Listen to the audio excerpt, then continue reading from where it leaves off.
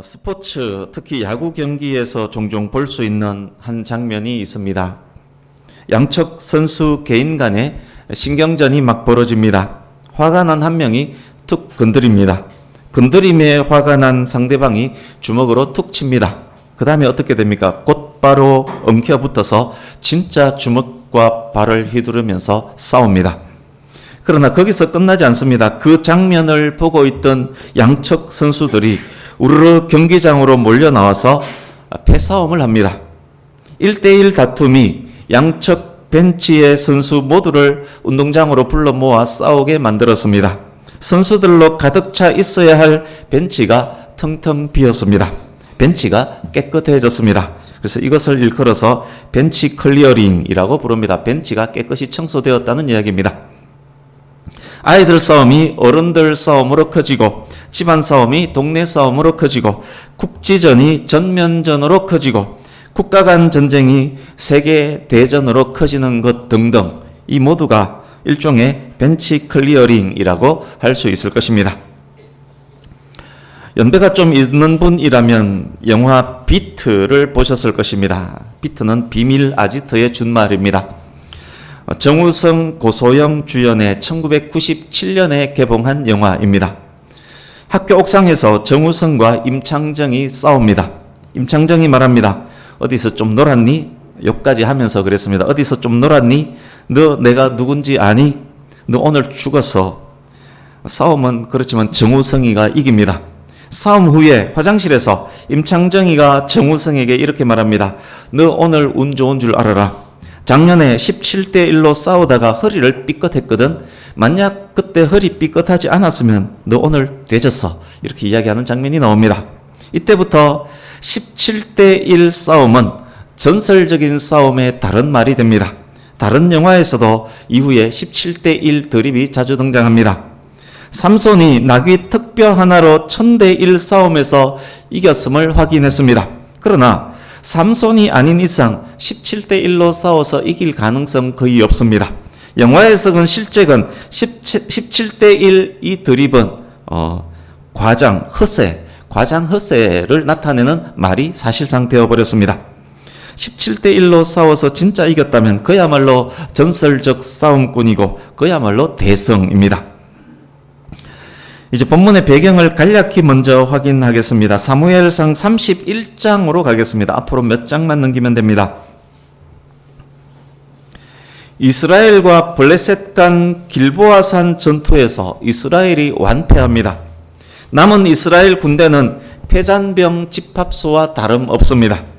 사울의 아들 요나단, 아비나답, 말기수아도 그 전쟁에서 전사합니다. 활에 맞아 부상을 입은 사울은 결국 자결합니다. 블레셋이 사울의 시체를 성벽에 못 박아서 전시합니다. 이제 사무엘하 1장을 보십시오. 사울과 요나단의 죽음으로 말미암아 슬퍼하고 있는 다윗입니다. 가장 친했던 요나단으로 인해서는 시를 지어서 조가를 부르면서 그렇게 기립니다. 2장 1절에서 7절 보십시오.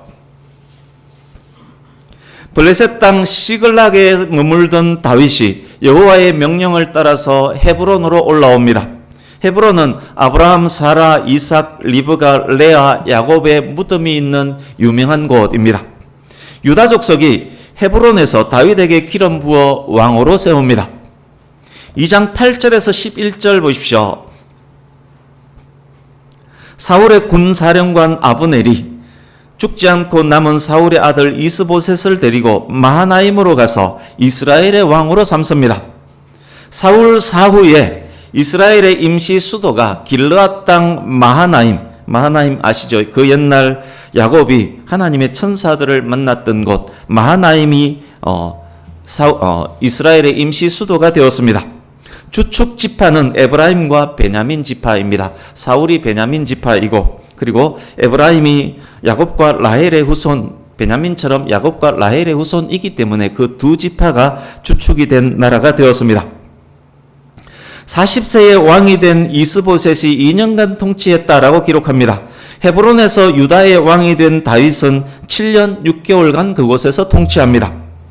2장 8절에서 11절은 같은 시대에 대한 기록입니다. 그런데 다윗의 7년 6개월과 이스보셋의 2년에는 5년의 차이가 발생합니다. 이스보셋이 왕이 된 때는 사울이 죽고 5년이 경과한 후였을 때라는 말입니다. 그 5년간 아브넬과 함께 블레셋과 긴장관계 속에서 나름의 영역을 찾으면서 생존했을 것입니다. 그러나 길보아산 전투에서 블레셋에게 대패한 이후이기 때문에 영역 확장은 매우 제한적이었습니다. 이스라엘 지역 상당 부분은 블레셋의 영향력 아래에 있습니다. 어쩔 수 없이 길르앗 지역 마하나임으로 갔어야 했을 것입니다. 이스보셋의 2년 통치가 끝날 때쯤 다윗의 헤브론 통치도 끝납니다. 끝나는 그때가 조금 후에 확인하겠지만 이스보셋이 죽은 때이고 다윗이 유다와 온 이스라엘의 왕으로 기름 부음 받는 그때입니다. 3장 1절 한 절만을 본문으로 우리가 읽었지만 실제 본문은 2장 8절부터 3장 1절까지입니다. 방금 확인했던 그 배경을 알아야 본문을 잘 이해할 수 있습니다. 배경과 함께 알아야만 할 두 인물이 있습니다. 누구냐? 아브넬과 아사헬입니다. 아브넬에 대해서 먼저 알아보겠습니다. 그림이 작아서 알아볼 수 있을지는 모르겠습니다만 주보 오른쪽 하단에 첨부된 그림을 보십시오.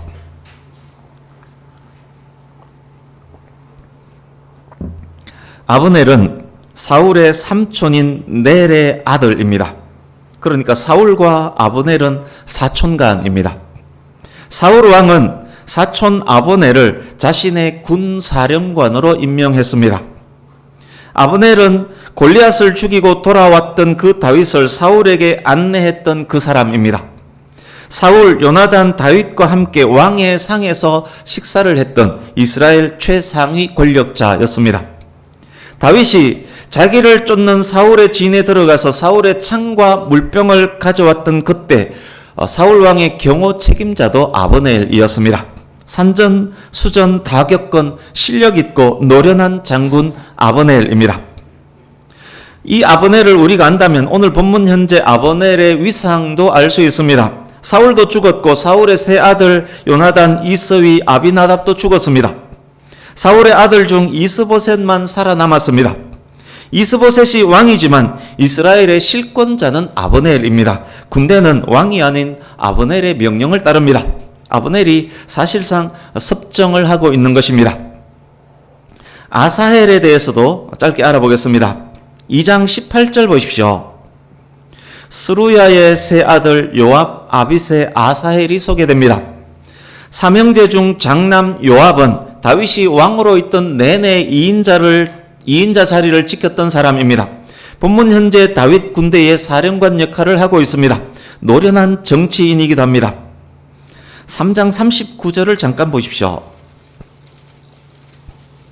3장 39절 보시면 다윗이 스루야의 아들 요압 제어하기가 힘들다라고 말합니다.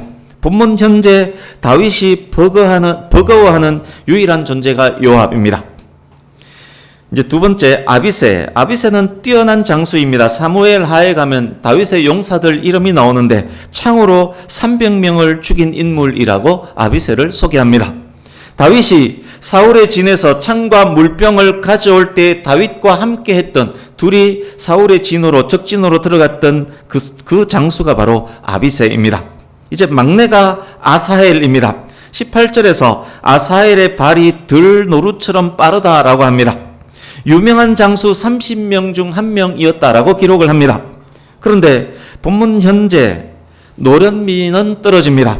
젊고 힘있고 순발력 최고의 용사이지만 상황 파악 능력, 전략 전술 면에서 부족합니다. 진중함 없이 막무가내로 막 덤비는 스타일입니다. 다윗의 군대 핵심 인물들인 요압, 아비세, 아사헬 3형제를 낳은 스루야의 아들이라고 되어 있습니다. 이 스루야는 그렇다면 누구일까요? 다윗의 누이입니다. 그렇습니다. 요압, 아비세, 아사헬 3형제의 외삼촌이 바로 다윗입니다. 그래서 이 조카들이 외삼촌의 왕국에 지대한 영향력을 미치고 있는 그리고 큰 공헌을 세운 인물이 되어 있습니다. 이제 본문으로 들어가겠습니다.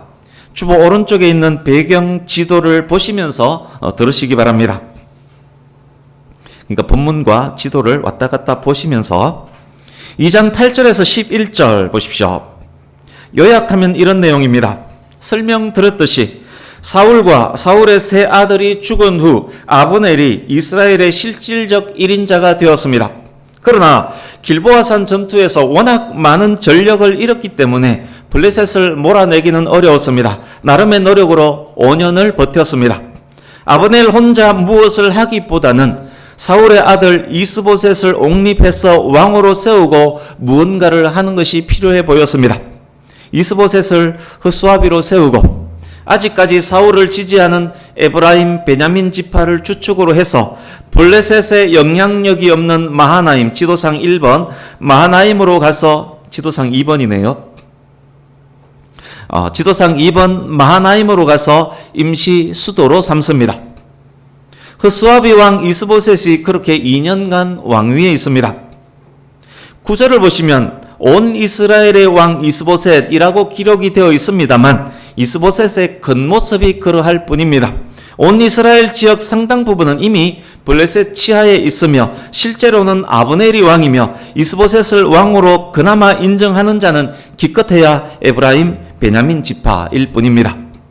11절 그러니까 5년 플러스 2년 합 7년은 또한 다윗이 유다의 왕으로 헤브론 지도상 3번 헤브론에서 통치했던 기간이기도 합니다. 그렇게 5년 플러스 2년과 다윗의 7년 6개월은 그렇게 매치가 됩니다.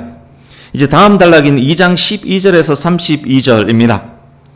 이스보셋의 마하나임에서의 통치 2년의 마지막 때, 즉 다윗의 7년 6개월 헤브론 통치 마지막 때에 있었던 일입니다. 이 이야기가 많은 지면을 차지하면서 여기에 있는 이유는 요압의 등장 그리고 훗날 요압이 처형되는 이유에 대한 중요한 설명도 되기 때문에 여기서 상세하게 기록을 해두었습니다. 12절 13절 보십시오.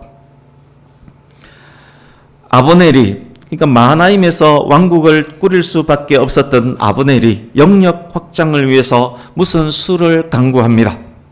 유다의 북쪽 접경에 있는 옛 베냐민 지파의 땅 기브온 지도상 1번 기브온으로 지도상 4번입니다. 기브온으로 군대를 이끌고 옵니다. 기브온은 옛날부터 큰 물이 있는 곳으로 유명합니다. 실제 그곳에 직경 9m, 깊이 45m의 큰 우물이 발굴되었습니다. 물을 가득 채웠을 때 4,000에서 6,000명이 마실 정도의 양이라고 합니다.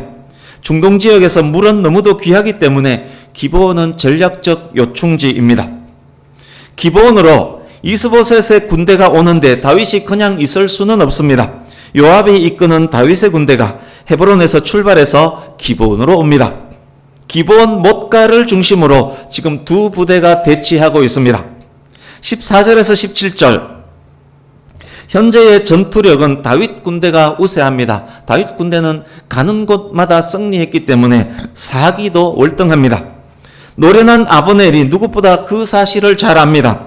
전면전을 피하고 이길 수 있는 전술을 생각해서 요압에게 이렇게 제안합니다. 우리 전체가 다 싸울 필요가 있나? 대표 선수 12명 뽑아서 그들로 싸우게 하자. 여기서 이기면 전쟁에서 이기는 거다. 고대 전쟁에서 종종 있어 왔던 방식입니다. 싸움 도두는 자 골리앗이 나와 1대1로 붙어볼 사람 있으면 나와라. 이기는 자의 부대가 이기는 거다. 라면서 싸움을 도두었던 것도 사실상 이 방식입니다. 대표 선수를 싸우게 해서 전체를 승패를 결정하는 그 방식입니다. 지기 싫어하고 자존심 강한 요압이 아브넬의 제안을 수용합니다. 양 진영에서 최고 용사 12명씩 차출되어서 각각 1대1로 붙습니다. 16절 보십시오. 각기 상대방의 머리를 잡고 칼로 상대방의 옆구리를 찌르매 일제히 쓰러진지라. 우리가 읽을 때는 나가자마자 각각 1대1로 푹푹 찔러서 서로 죽인 것 같지만 그렇지 않습니다. 16절은 양 진영의 12명이 1대1로 싸운 결과에 대한 묘사입니다. 날카로운 칼을 손에 들고 서로의 머리를 잡고 서로의 옆구리를 잡고 엉켜서 오랫동안 싸웠습니다. 결국 24명 모두 죽습니다.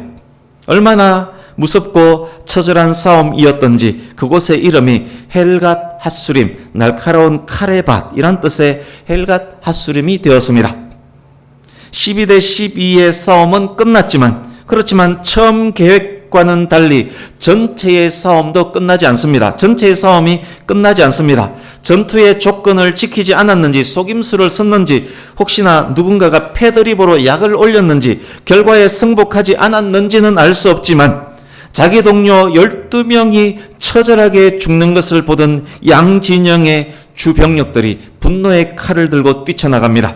벤치 클리어링이 여기서도 일어난 것입니다.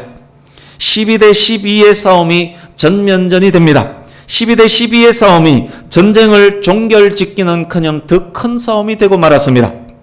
분노함으로 맹렬하게 싸우는 전면전이 되었습니다. 누가 이겼을까요? 당연히 전투력이나 사기 면에서 우세한 다윗의 군대가 이깁니다. 이제 18절에서 23절 18절에서 요압이 등장합니다. 성경에서 요압이란 걸출한 인물이 등장하는 첫 구절입니다. 두 동생 아비새와 아사엘도 소개됩니다. 아비새는 이미 등장했었고 아사엘도 여기서 처음 등장합니다. 본문에서 주목받는 인물은 요압 삼형제 중 막내, 뛰어난 순발력이 있었지만 노련미, 원숭미는 부족한 아사엘입니다. 다윗의 군대가 전쟁에서 치고 도망하는 이스보셋의 군대를 추격하는 중입니다. 아사헬은 적장 아브넬만을 콕 집어서 집요하게 쫓습니다. 극한 직업 영화 보면 마형사 진선규가 한 놈만 조진다면서 집요하게 자기 보고 못생겼다라고 했다는 이유로 한 놈만 집요하게 쫓아서 패는 장면이 나옵니다. 지금 아사헬이 적장 아브넬만을 콕 집어서 집요하게 그놈만을 쫓고 있습니다. 쫓기는 아브넬과 쫓는 아사헬의 대화는 이렇습니다. 아사헬 니놈이구나. 읽으면서 들으셔야 합니다. 아사헬 니놈이구나. 그래 나다 이놈아. 아사헬아 너는 나의 상대가 되지 않지 않느냐. 그냥 네 수준에 맞는 놈 하나 붙잡아서 전과를 올려라. 21절에 보시면 청년 하나 붙잡아서 군복이나 뺏으라 라는 말은 너는 내 상대가 아니지 않느냐. 그냥 네 수준에 맞는 놈 하나 붙잡아서 끌고 가라. 이런 이야기입니다. 아사헬 계속 말합니다. 헛소리 말고 계속 끄라 이놈아. 이제 그만 따라오느라. 네가 계속 죽기 살기로 따라오면 어쩔 수 없이 내가 너를 죽여야 하지 않니? 그렇게 되면 내가 너의 형 요압을 무슨 면목으로 볼 수 있겠냐? 요압을 들먹이는 아브넬의 말은 진심입니다. 아브넬과 요압이 이미 나름의 친분도 있었던 듯합니다. 아브넬에게는 지금 현재 아브넬에게는 3장 이후에 나옵니다만 다윗과 함께할 마음이 아브넬에게 있습니다. 다윗과 함께하기 위해서는 요압의 마음에도 들어야 합니다. 요압의 능력과 성격도 잘 압니다. 만약 요압의 동생 아사헬을 죽여버리면 다윗과 함께할 계획에 차질이 생길 수 있습니다. 그러나 아브넬의 진심이 막무가내 아사헬에게는 통하지 않습니다. 아사헬은 적장을 죽여서 전과를 올릴 욕심으로 자신의 빠른 발을 믿고 끈질기게 무모하게 한 놈 아브넬을 쫓아갑니다. 쫓기는 아브넬, 아사헬을 죽이지 않으면 자기가 죽게 생겼습니다. 산전수전 다 겪은 노련한 장군 아브넬이 빠르게 쫓아오는 아사헬을 창 뒷끝으로 기습적으로 확 찔러버립니다. 창은 아사헬의 복부를 관통했고 현장에서 즉사합니다. 뒤따라오던 다윗의 군대가 죽어있는 아사헬을 보았습니다. 그토록 용맹하고 빠른 장군 아사헬이 죽었습니다. 애도하는 마음과 상실한 전의로 더 이상 쫓지 못하고 거기 멈춰서 있습니다. 이제 24절에서 29절입니다. 어느덧 해가 지는 시간이 되었습니다. 아사헬의 죽음을 아는지 모르는지 요압이 계속 아브넬의 군대를 추격하고 있습니다.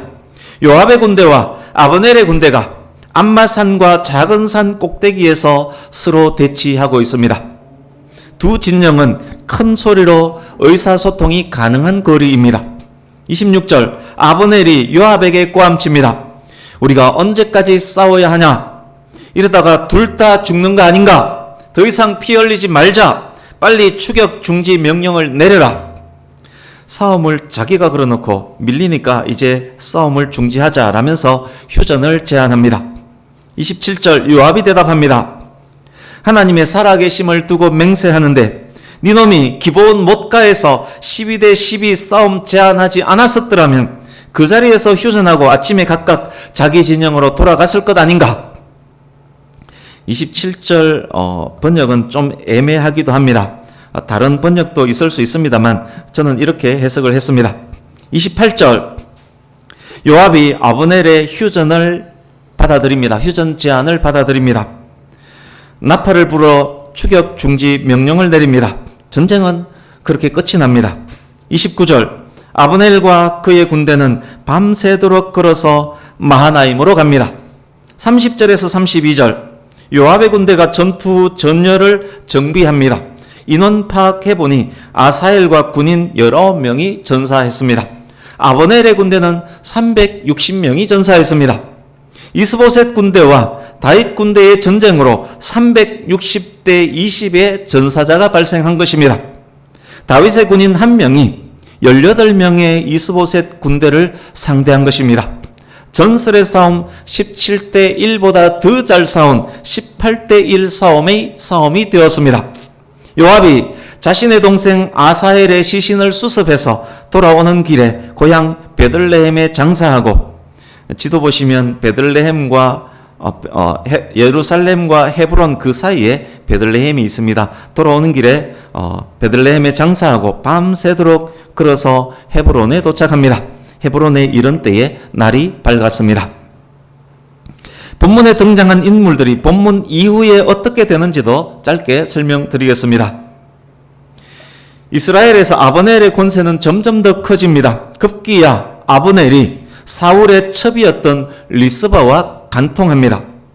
이스보셋이 큰 용기를 내어서 아브넬을 한번 나무랍니다. 그 나무람에 화가 난 아브넬이 왕 이스보셋에게 막말로 욕을 때리 퍼붓습니다. 그러니까 이스보셋이 자기의 오촌 조카이기도 하지 않습니까? 이스보셋은 왕이지만 아브넬에게 찍소리도 못합니다. 화가 난 아브넬이 마음에 두었던 일을 감행합니다. 이스라엘 장로들과 결탁해서 다윗에게 이스보셋의 나라를 갖다 바치려고 합니다. 그 마음으로 아브넬이 다윗에게 왔을 때 다윗으로부터 큰 환대를 받습니다. 다윗과 아브넬이 의기투합하는 장면을 눈여겨보는 사람이 있습니다. 누굽니까? 바로 요압입니다. 아브넬이 만약 그 계획을 성공시키면 다윗 왕국의 1등 공신이 될 수 있습니다. 자칫 요압의 정치적 위상에 문제가 생길 수 있습니다. 뿐만 아닙니다. 아브넬은 자기 동생 아사엘을 죽인 원수입니다. 이것을 그냥 두고 볼 요압이 아닙니다. 요압이 아브넬을 속여 유인해서 직접 죽여버립니다. 우리는 압니다. 아브넬이 아사엘을 죽인 것은 전쟁 중에 일어났던 정당 방위였지만 요압이 아브넬을 죽인 것은 다윗의 뜻에 반하는 평시의 개인적 보복입니다. 다윗이 아브넬의 죽음으로 말미암아 크게 슬퍼합니다. 그러나 아직 자기의 권력이 공고하지 않기 때문에 요압은 자신에게도 버거운 존재이기 때문에 요압이라는 인물이 자신에게는 아직도 필요한 존재이기 때문에 요압을 어찌하지 못합니다. 아브넬이 죽었다는 소식을 이스라엘의 왕 이스보셋이 듣습니다. 이스보셋 군대의 구심점이 사라졌습니다. 그 틈을 이용해서 신하 둘이 반란을 일으켜서 이스보셋을 죽입니다. 이스보셋을 죽인 자들이 이스보셋의 머리를 들고 다윗이 주는 상을 바라면서 다윗에게 옵니다. 그러나 다윗은 의인을 죽인 악인들이라 정죄하면서 그들을 처형해버립니다. 사무엘하 3장에서 5장까지 내용이 방금 제가 요약해드린 그 내용입니다. 이제 사무엘하 5장 3절을 같이 읽습니다. 5장 3절, 사무엘하 5장 3절 시작. 이에 이스라엘 모든 장로가 헤브론에 이르러 왕에게 나아오매 다윗 왕이 헤브론에서 여호와 앞에 그들과 언약을 맺음에 그들이 다윗에게 기름을 부어 이스라엘 왕으로 삼으니라. 아멘. 아브넬도 죽었고 이스보셋도 죽었습니다. 이스라엘 모든 장로가 다윗에게 옵니다. 다윗에게 와서 우리의 왕이 되어 주십시오라고 합니다. 다윗에게 기름을 부어 왕으로 삼습니다. 다윗이 유다 지파만의 왕이 아니라 온 이스라엘의 왕이 됩니다. 이렇게 왕이 된 다윗이 예루살렘으로 수도를 옮기고 그때부터 더욱 강성한 나라가 만들어지는 이야기가 이후 이야기입니다. 이후 요압은 어떻게 되었을까요? 다윗 왕국에서 요압은 승승장구합니다. 오랫동안 2인자의 자리를 지킵니다.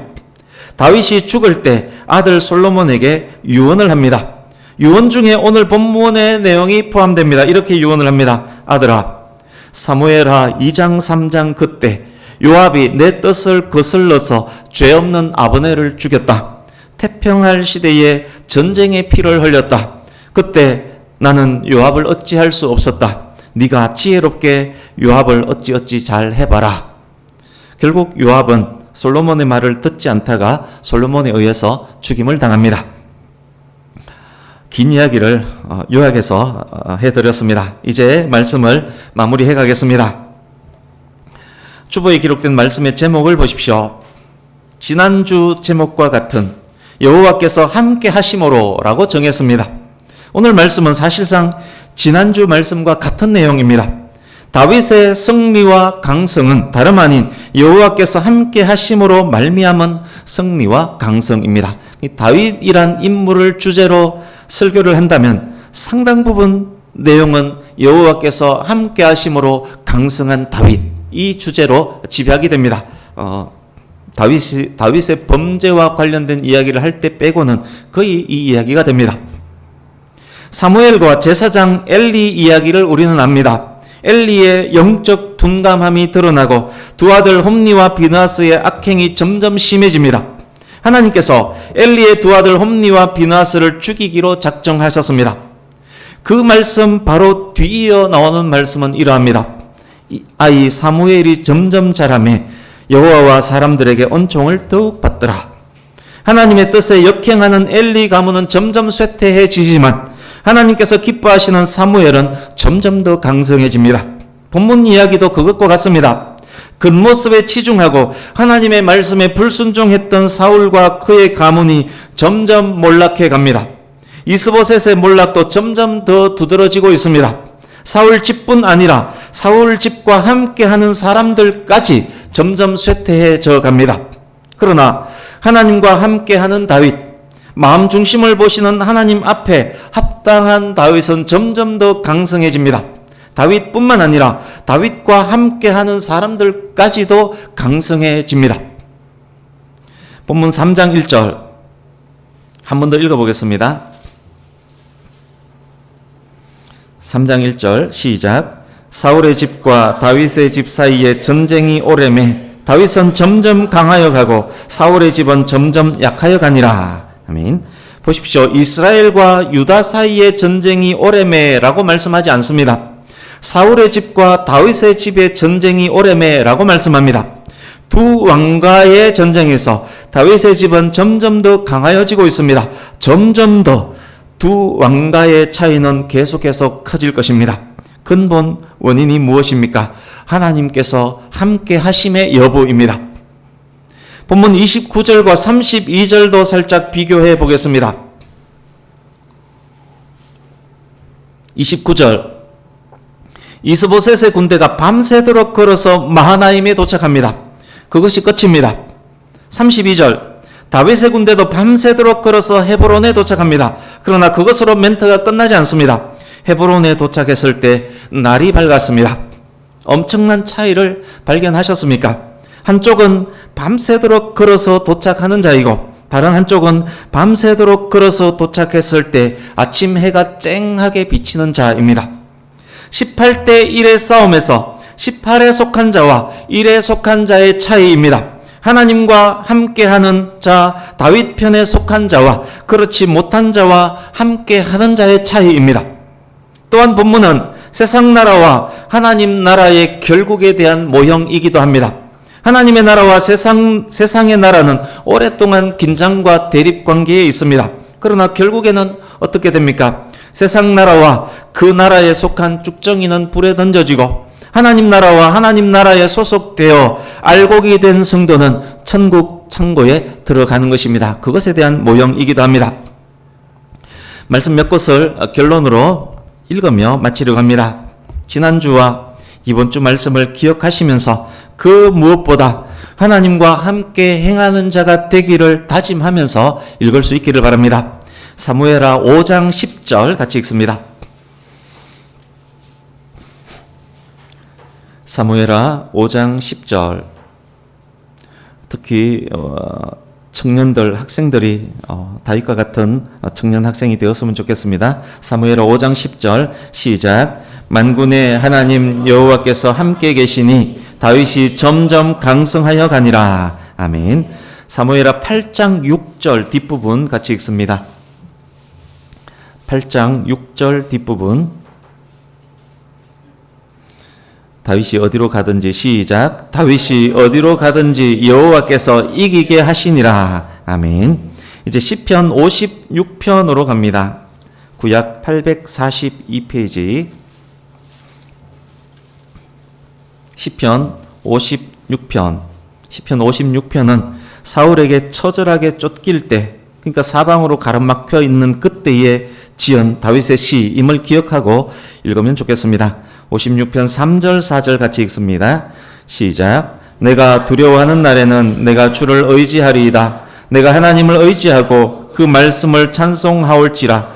내가 하나님을 의지하여선즉 두려워하지 아니하리니 혈육을 가진 사람이 내게 어찌하리이까. 아멘. 이제 10절 11절도 읽습니다. 56편 10절 11절 시작. 내가 하나님을 의지하여 그의 말씀을 찬송하며 여호와를 의지하여 그의 말씀을 찬송하리이다. 내가 하나님을 의지하여선즉 두려워하지 아니하리니 사람이 내게 어찌하리이까. 아멘.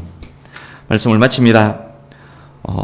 힘들고 어려운 일이 많을지라도, 아프고 슬픈 일이 많을지라도, 해결할 수 없는 일들 속에 갇혀 있을지라도, 비록 그러할지라도 오히려 여호와를 의지하며, 오히려 하나님의 말씀을 묵상하며, 오히려 하나님을 찬송하며, 오히려 하나님의 뜻에 순종하는 우리가 되기를 간절히 바랍니다. 그때 하나님의 기쁨이 될 것입니다. 하나님께서 점점 더 우리와 함께 해 주실 것입니다. 하나님의 도우심으로 두려움을 이기고 승리할 것이며, 하나님께서 함께 하심으로 점점 더 강성해지며, 하나님께서 함께 하시는 우리로 말미암아 우리 주변의 사람들까지 강성해지는 복과 축복의 사람으로, 복의 통로, 축복의 통로로, 강성의 사람으로, 강성의 통로로도 쓰임받는, 세상이 감당할 수 없는 저와 여러분 모두가 될 수 있기를 예수님 이름으로 축복합니다. 아멘. 하나님과 동행하면 그런 일이 우리에게 일어날 것입니다.